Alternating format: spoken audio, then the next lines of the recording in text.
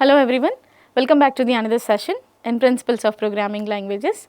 So we were basically in second unit and we were talking about the data types. So today we will be going to talk about tuple types and list types. So actually these are not mentioned in the set of data types of second unit first topic.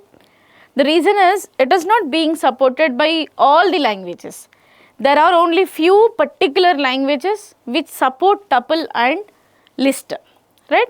Now, so let's get started to know more about what is tuple and which programming languages uses tuple, what is list and which languages will use, how it will use.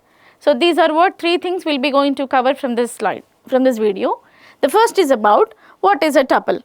So basically a tuple is defines, it is a data type. It is a data type that is similar to a record, except that the elements are not named, that's it. Python includes an immutable tuple type. Python includes immutable tuple type. If a tuple needs to be changed, it can be converted to an array with the list function. Here you have to understand one point. Python supports tuple types, Python support list type. The only difference is what? Tuples are immutable, list is mutable. If you really wanted to change any element which you already store in the tuple, you have to change that tuple to list, because list is the only data structure here that can be modified. So simply say tuple is immutable, list is mutable, concerned to Python programming language. Now, Python's tuples are closely related to its list, except that tuples are immutable. That's the only difference. Now let's say how tuple will store the data, how list will contain the data. That we'll see with an example.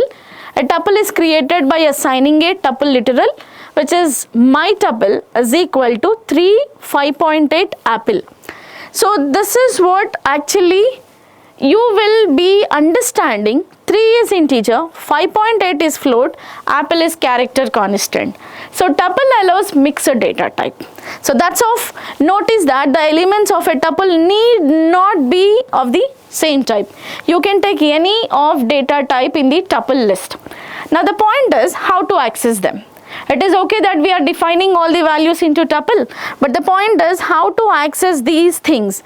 Let's see how we will access those elements once you have given into the tuple. This is what my tuple. Now I wrote a syntax to access the first element, which is my tuple of 1.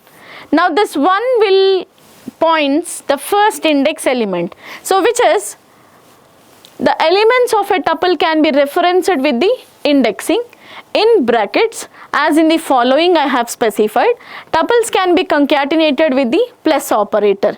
So here in the example of my tuple, earlier we were shown you how the my tuple is being created, right? Now let's look at 3 comma 5.8 and some apple we were given, right? This one. Now so if you wanted to access the first element, where you will go? This is basically indexed with 0, this is indexed with 1, this is indexed with 2. Now in the next slide I am writing a syntax to access 5.8. That's what I have given here, my tuple 1. When I give my tuple 1, what element you can expect over here? That I wanted to access 5.8. If you really wanted to access second, that apple if you wanted to access, you have to give the particular index, which is my tuple brackets 2. If you wanted to access the 3 from the my tuple list, you have to give index as 0. So basically tuples will get access through indexes. Now, so coming to the next thing, ML is a programming language. We were talking more times about ML. So ML is a programming language. ML includes a tuple data type. An ML tuple must have at least of 2 elements, whereas Python tuples can be empty or contain 1 element. So you cannot create a tuple in ML with empty set, whereas Python is quite possible to create even an empty tuple. You can make entire tuple as empty.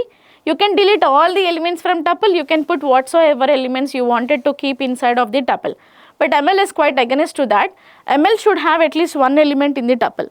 So let's say how ML can initialize the tuples. Now the syntax of ML is what? We'll use val.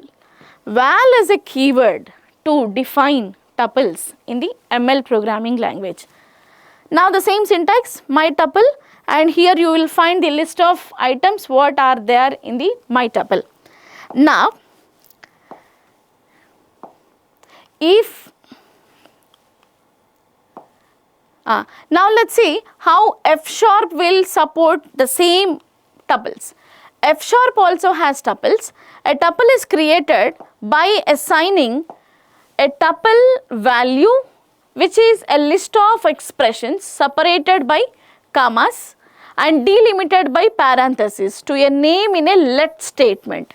ML uses val keyword, F sharp uses let keyword. Now look at this. Let tuple is equal to 3 comma 5 comma 7. Let a comma b c is equal to tuple.